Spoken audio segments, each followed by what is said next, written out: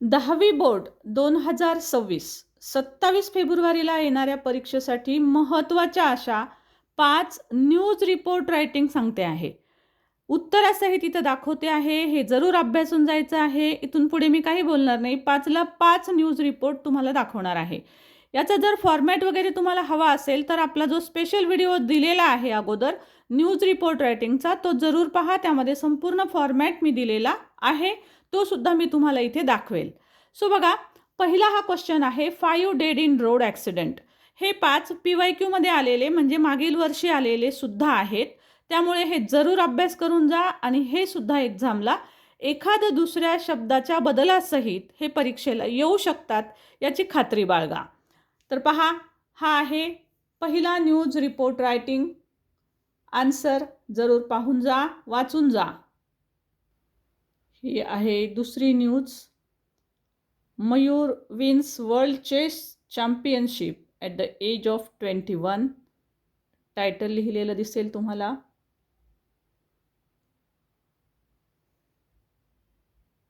पुढची news. New vision school celebrated yoga day. Staff reporter सुरुवातीला लिहिलेलं दिसेल तुम्हाला. घटना कुठे घडलेली आहे तसं इथं लिहिलेलं आहे बघा, न्यू विजन स्कूल. त्यानंतर आपल्याला डेट लिहायची आहे. मार्किंग स्कीम सुद्धा तुम्हाला खाली दाखवलेली आहे.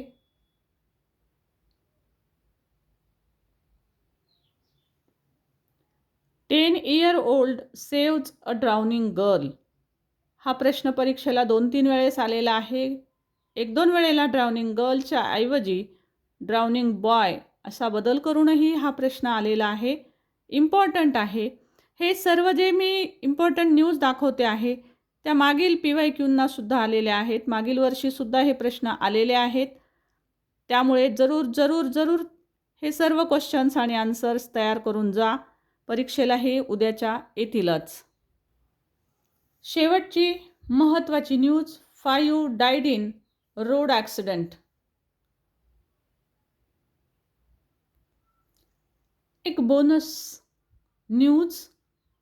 सेम क्वेश्चन आहे परंतु याच्यामध्ये ड्राउनिंग गर्लच्या ऐवजी ड्राउनिंग बॉय हा शब्द आलेला आहे. पहा, त्याचं सुद्धा आन्सर इथं दाखवते आहे मुद्दाम.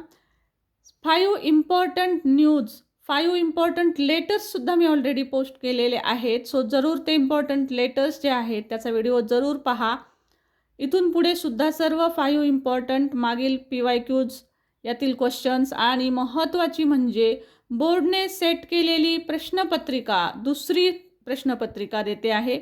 पहिली आपण अपलोड केलेली आहे. तुम्ही जर ती पाहिलेली नसेल तर ती जरूर पाहून घ्या.